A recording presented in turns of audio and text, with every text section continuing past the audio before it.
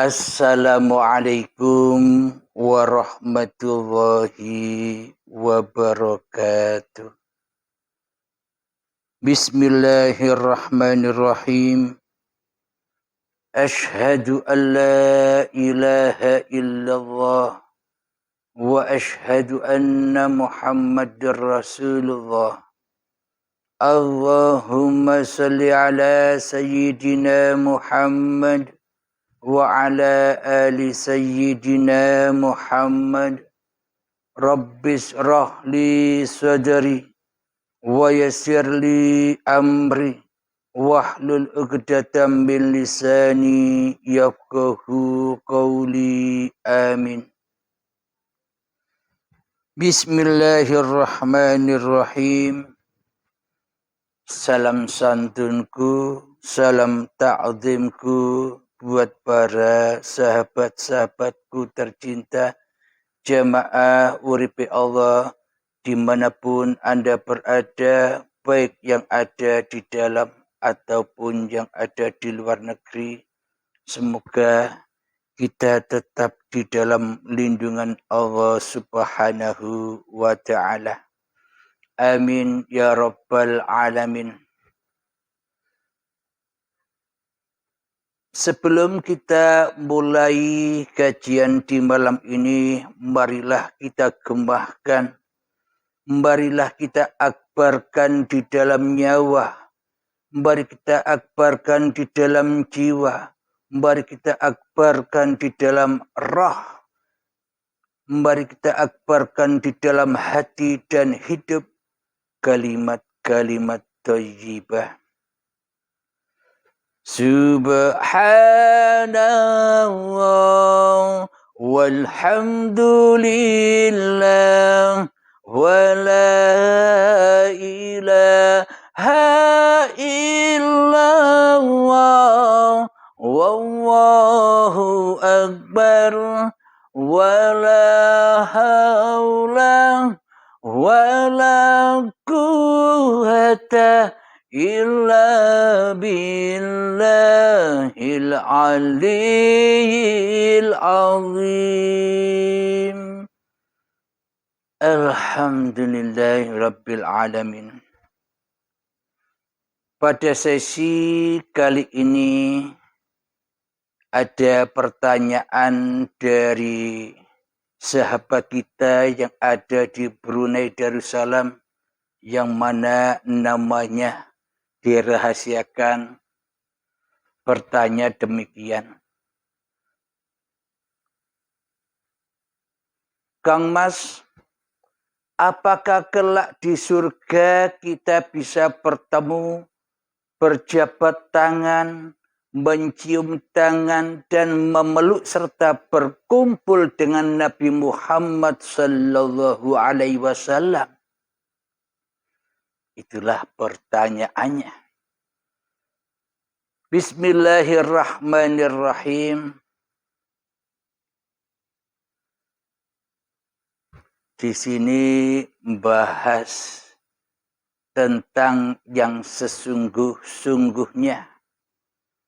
Di sini membahas yang sebenar-benarnya. Kalau membahas dengan sudut pandang syariat, ya, ketemunya manusia dengan manusia. Kalau membahas dari sudut pandang syariat, ketemunya raga dengan raga. Jadi bagi Anda yang suka tentang bahasan raga ketemu raga, syariat ketemu syariat, ya silakan ngaji yang di dalam sudut pandang yang demikian.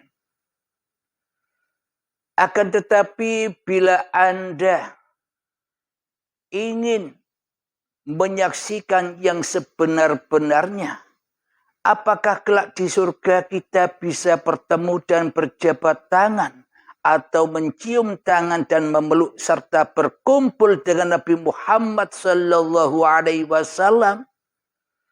Jika iman kita tidak seperti imannya Nabi Muhammad, jika hati kita isinya tidak sama persis dengan isi iman hati Kanjeng Nabi Muhammad, ya mana bisa. Ya cuma angen-angen saja, bayang-bayang ke saja, jauh panggang dari apinya. Bila kita di dunia ini masih jadi Tuhan daripada menjadi hamba. Bila di dunia ini kita masih merasa kita yang punya sholat, kita yang punya ibadah, kita yang punya tahajud, kita yang punya duha, kita yang punya baca Quran, kita yang punya sholawatan, kita yang punya zikiran. Bila semua itu masih punya kita, berarti kita masih jadi Tuhan di dalam kehidupan ini. Mana mungkin bisa ketemu dengan Nabi Muhammad?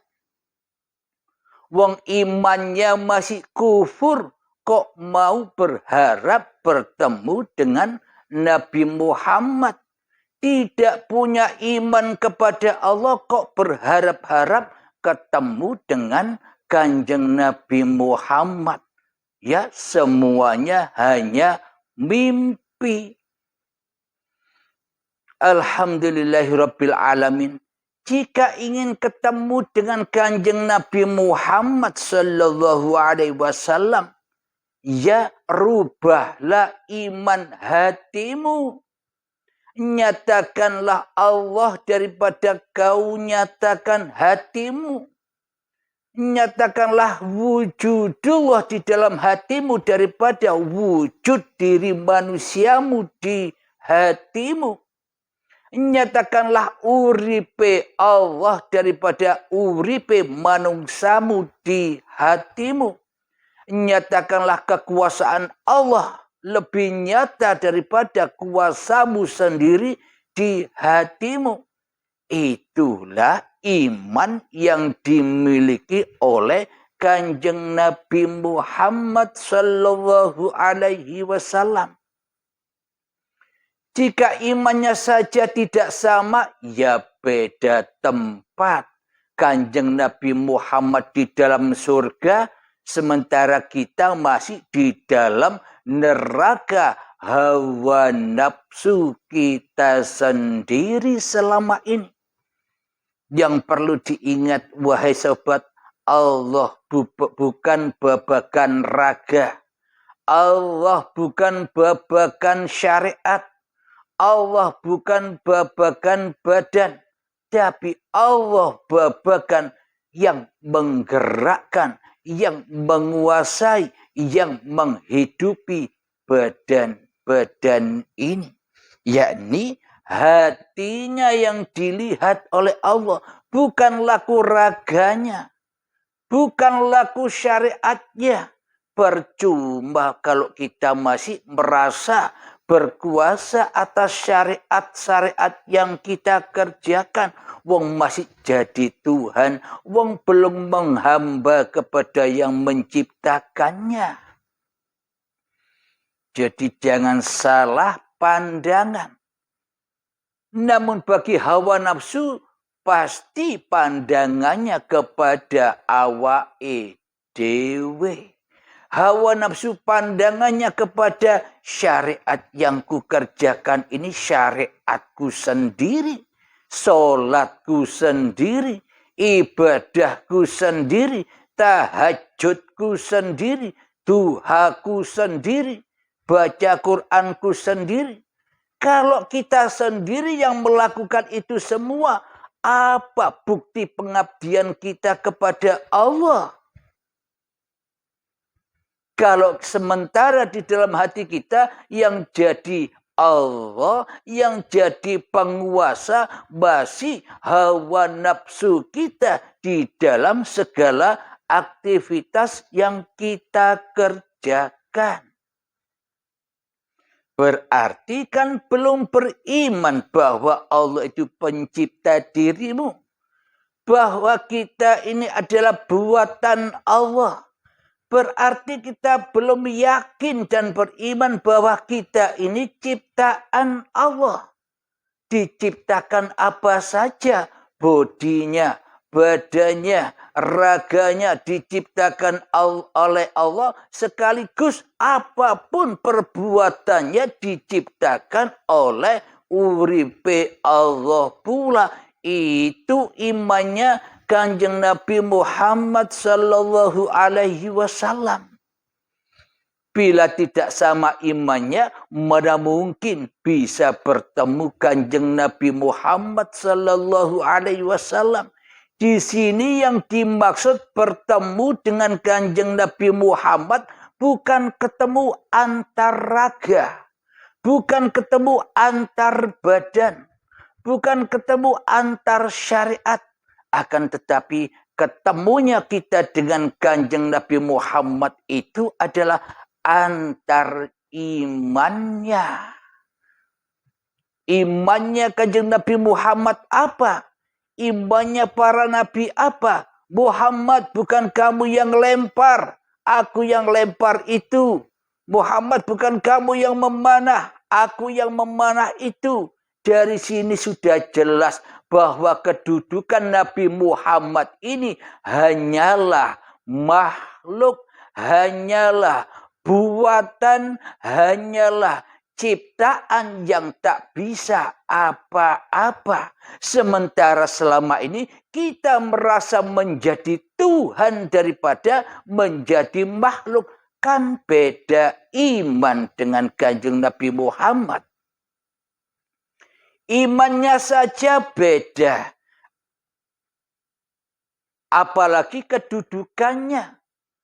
Imannya Nabi Muhammad kedudukannya di surga. Iman kita selama ini yang sok jadi Tuhan di dalam hati kita, kedudukannya di dalam neraka hawa nafsu kita sendiri selama ini. Ya beda alam, ya beda makom. Makomnya orang mukminin yang dibenderai oleh Kanjeng Nabi Muhammad, makomnya orang kafirin. Hawa nafsu yang selingkuh dari Kanjeng Nabi Muhammad dan yang selingkuh hatinya dari Tuhan yang telah menciptakannya. Beda benderanya. Bendera kafirin sama bendera mukminin. Ini cerita babakan hati, bukan babakan badan. Kalau babakan badan banyak cerita yang dikisah-kisahkan di dalam Al-Quran. Banyak yang dikisah-kisahkan di dalam Al-Hadis. Tapi ini kaji diri, membaca kitab diri. Agar suci kitab diri manusia kita dari jajahan, dari belenggu hawa nafsu syaitan. Jika kita tidak membuka kitab diri kita, jika kita tidak membuka siapa hakikatnya diri manusia kita, maka selamanya kita akan menjadi Tuhan di dalam hati kita daripada menjadi ciptaan Tuhan. Jadi Nabi Muhammad sudah dicontohkan di dalam Al-Quran bahwa Kanjeng Nabi Muhammad posisinya di dalam hatinya bukan Tuhan, tapi sebagai hamba Tuhan yang hanya diperankan, yang hanya diperjalankan. Muhammad, bukan kamu yang melempar, aku yang lempar. Itulah bukti bahwa Muhammad Rasulullah hanya utusan Allah, hanya Rasulnya Allah, hanya pesuruh Allah, hanya khalifah Allah, bukan Tuhan. Akan tetapi praktek di hati kita kan tidak demikian selama ini. seolah-olah kita yang melempar. Allah, bukan Engkau yang melempar, aku yang berkuasa melempar. Allah, bukan Engkau yang bisa bekerja mencari uang, aku yang mencari uang. Aku yang mencari rezeki. Aku yang berusaha, ya Allah. Bukan Engkau, ya Allah. Yang sholat ini aku, ya Allah. Bukan Engkau yang sholat ini. Yang ibadah ini aku, ya Allah. Bukan Engkau yang menguasai ibadahku ini. Yang tahajud ini adalah kuasaku, kehendakku sendiri, ya Allah. Bukan kehendak dan kuasamu, ya Allah. Selama ini kan hati kita demikian. Prakteknya ini yang menyimpang dari ajaran-ajaran Rasulullah. Maknanya babakan hati dulu, baru babakan syariatnya. Bila babakan hatinya keliru, bila babakan hatinya tersesat, maka tersesatlah semuanya. Jadi ibaratkan hati ini bagaikan raja. Bila yang jadi raja di dalam hati kita masih manusianya, maka salah semua apa yang dikerjakannya. Karena tidak cocok dengan iman yang dibawa Kanjeng Nabi Muhammad sallallahu alaihi wasallam. Kalau tidak cocok imannya, imannya saja tidak cocok. Pasti syariatnya tidak cocok. Apa buktinya tidak cocok syariatnya? Meskipun kelihatannya syariatnya cocok. Sholatnya seperti Nabi. Ibadahnya seperti Nabi. Akhlaknya seperti Nabi secara dohir. Akan tetapi hakikatnya secara batinianya yang membedakan syariat Kanjeng Nabi itu semuanya berpulang kepada lillahi ta'ala. Akan tetapi syariat-syariat yang kita kerjakan selama ini selalu dan selalu berpulang kepada linafsi. Jauh beda antara langit dan bumi. Jadi ibadah-ibadah yang dilakukan oleh Kanjeng Nabi Muhammad sallallahu alaihi wasallam tidak pernah diakui sebagai ibadahnya oleh Kanjeng Nabi Muhammad di dalam hatinya. Solat-solatnya Kanjeng Nabi Muhammad tidak pernah diakui kuasa Nabi Muhammadnya solat itu terjadi.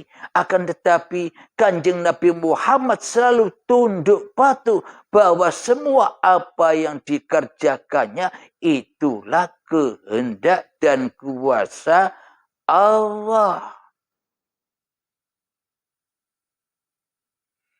Akan tetapi bedanya dengan diri kita selama ini, kita di dalam beragama dan bertuhan eto iwai.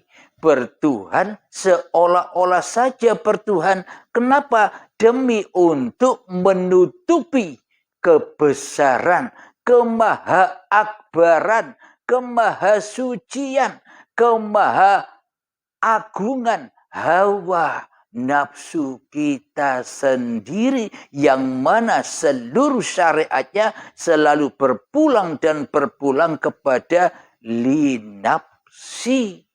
Balik yang awake dewe, dimakan dewe, dikremus dewe ibadai.